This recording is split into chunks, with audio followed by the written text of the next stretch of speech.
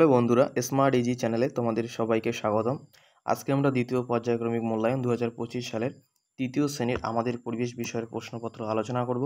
ঠিক আছে, আমাদের পরিবেশের যে প্রশ্ন রয়েছে এটা 30-এর মধ্যে এবারে পরীক্ষা হবে এবং সময় দেওয়া হবে 1 ঘন্টা, অর্থাৎ 60 মিনিট। ঠিক আছে, তোমরা দেখে নাও এখানে কি রয়েছে। এবং আমরা আগের ভিডিওতে আমাদের চ্যানেলে বাংলা, অঙ্ক, ইংরেজি, ঠিক আছে, স্বাস্থ্য শারীরশিক্ষা প্রত্যেকটি বিষয়ের প্রশ্নপত্র কিন্তু আপলোড করা আছে, তোমরা সেখান থেকে দেখে নেবে প্লে লিস্টে গিয়ে তৃতীয় শ্রেণীর। ঠিক আছে, আজকে আমরা আমাদের পরিবেশের প্রশ্নপত্রটি আমরা আলোচনা করছি।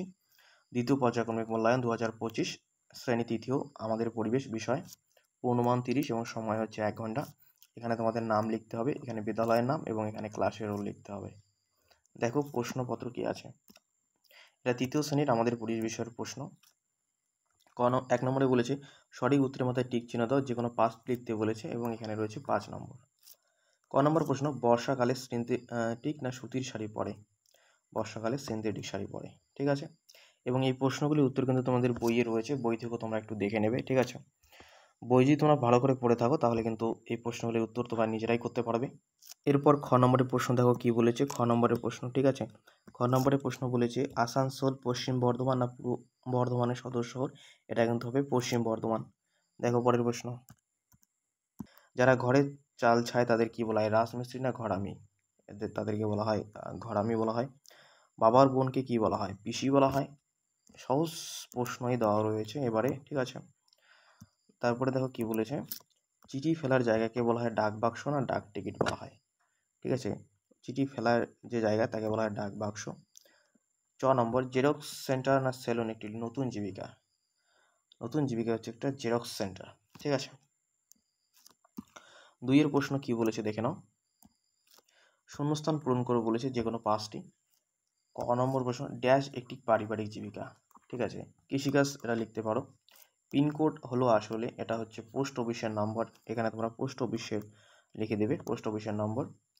ড্যাশ একটি লুপ্ত জীবিকা? শাখা ফেরি একটি লুপ্ত জীবিকা। এই প্রশ্নগুলি কিন্তু তোমাদের বইয়ে রয়েছে।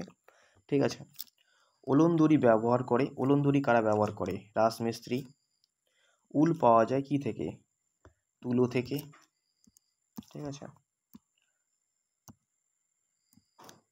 জার্সি ড্যাশটা পরিধান করে? প্লেয়াররা বা খেলোয়াড়রা। ঠিক আছে, তারপর দেখো 3-এর প্রশ্ন কি বলেছে, সত্য এবং মিথ্যা লিখতে বলেছে বাক্যটির পাশে। ঠিক আছে, আমরা এটা কিভাবে করব দেখে নেই। বাক্যের পাশে সত্য এবং মিথ্যা লেখো, যে কোনো 5টি। এখানে রয়েছে 5 নম্বর, ইউনিফর্ম থাকে ডাক্তারদের ইউনিফর্ম থাকে? যদি সত্য হয় তোমরা সত্য লিখে দেবে, মিথ্যা হলে মিথ্যা লিখে দেবে। গরমকালে উলের পোশাক পরা হয়? গরমকালে কি উলের পোশাক পরি? ঠিক আছে, এটা তোমরা লিখে দেবে। প্রাচীনকালে পশুর চামড়া থেকে পোশাক তৈরি করা হতো? সত্য হলে সত্য, মিথ্যা হলে মিথ্যা লিখে দেবে। ঠিক আছে, পাহাড়ি অঞ্চলে বাড়িঘর কাঠের তৈরি হয়? এটাও সত্য। স্কুল ঘরে খাট বিছানা থাকে? এটা মিথ্যা। ঠিক আছে, দেখো আমি বলে দিচ্ছি, ইউনিফর্ম থাকে ডাক্তারদের, নিশ্চয়ই ডাক্তারদের একটা ইউনিফর্ম থাকে। গরমকালে উলের পোশাক পরা হয় না, এটা মিথ্যা। প্রাচীনকালে পশুর চামড়া থেকে পোশাক তৈরি করা হতো? এটা সত্য। পাহাড়ি অঞ্চলের বাড়িঘর কাঠের তৈরি? এটাও সত্য। স্কুল ঘরে খাট বিছানা থাকে? এটা মিথ্যা। ঠিক আছে, তারপরে দেখো, পিসিমার স্বামীকে মেসোমশাই বলে? ঠিক আছে, এটা মিথ্যা। ঠিক আছে, দেখো পরের প্রশ্ন কি আছে। 4-এ বলেছে বাম দিক ডান দিক তোমাদের মেলাতে বলেছে। বাম দিকে দেখো কি আছে, চুচড়া, অ্যাপ্রন, শিকার, কাকা, আবল তাবল। এদিকে আছে নিকট আত্মীয়, সুকুমার রায়, হুগলি, ডাক্তার, নিষিদ্ধ জীবিকা। ঠিক আছে, আবল তাবল যেমন হবে সুকুমার রায়ের লেখা এটা, ডাক্তার হচ্ছে অ্যাপ্রন, শিকার হচ্ছে নিষিদ্ধ জীবিকা। ঠিক আছে, চুচড়া হচ্ছে হুগলি, কাকা হচ্ছে নিকট আত্মীয়। এখানে কিন্তু 5 নম্বর আছে, তোমরা মেলায় দেবে, সহজ রয়েছে এগুলো। তারপরে দেখো নিচের প্রশ্নগুলির উত্তর দাও, যে কোনো 5টি প্রশ্নের উত্তর দিতে বলেছে। 5 দুগুণে 10 নম্বর। তুমি কিভাবে পরিবারের অন্যদের সাহায্য করবে? এখানে লিখে দেবে কিভাবে তুমি পরিবারের অন্যজনদের মধ্যে সাহায্য করবে। নম্বর, নদীর পাড়ে বাড়ি করার অসুবিধা কী কী হতে পারে? নদীর পাড়ে বাড়ি থাকলে কী কী অসুবিধা হতে পারে সেটা লিখবে। নম্বর, বন্ধুকে চিঠি পাঠাতে হলে কীভাবে ঠিকানা লিখবে, ঠিকানা লেখার নিয়মটা তোমাদের এখানে লিখতে হবে।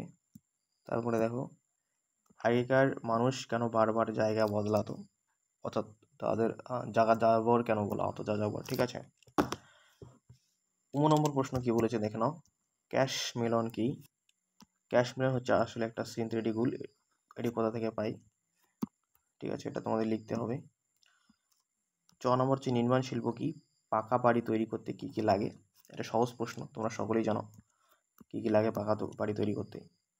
ঠিক আছে, তাহলে আমাদের কিন্তু তৃতীয় শ্রেণীর আমাদের পরিবেশ বিষয়ের প্রশ্নপত্রটি আমরা দেখলাম, এবং এখান থেকে তোমরা কিন্তু প্রচুর কোশ্চেন কিন্তু পরীক্ষায় কমন পাবে। ঠিক আছে, এই প্রশ্নগুলো ভালো করে খাতায় লিখে মুখস্থ করো, সাথে বই তো তোমরা পড়বেই। ঠিক আছে, পরবর্তী ভিডিওতে ক্লাস 3 অন্যান্য বিষয়ের প্রশ্নপত্র নিয়ে আমরা আলোচনা করব। পরবর্তী ভিডিওতে দেখা হচ্ছে, ততক্ষণে ভালো করে পড়াশোনা করো। Good bye.